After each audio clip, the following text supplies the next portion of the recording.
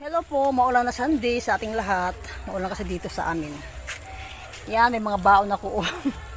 Langka at saka breadfruit. O, diba? Papunta kami ng dagat.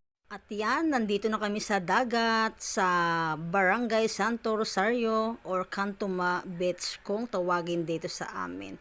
Yan na nga yung ganap. Yung ibang kasama ko nandito na, yung iba naman wala pa. At yan, may kanya-kanyang ginagawa, diba? At syempre ako, yung ginagawa ko ay video muna para may content na. At pagdating sa dagat, hindi daw mawawala yung mga ganyan na magkilaw sila. Hindi kasi ako kumakain ng kinilaw, day. Kaya sa akin ay, yan lokot lang akin, day.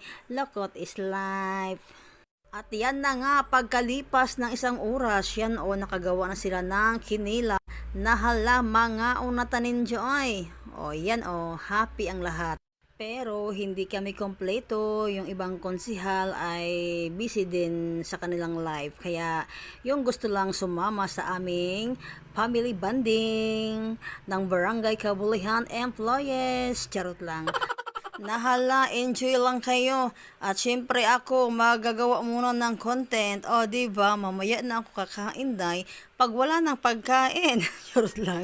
Alam nyo, last year pa talaga yung plano namin na maliligo kami sa dagat. At sa wakas, natuloy na din. Yehe! Oy, nako ang mga chicken. Nakikisali na naman sa voice over ko. Bitang. Sige ka o kape. Nay kalain sigla. Nakatingin gawan ni Steve Bed. Tora biyang pabiyang ko. Ako man. Kay nabusog naman ang mga girls na yan, may sayawan na. Hala sige, enjoy lang. Ang importante, happy.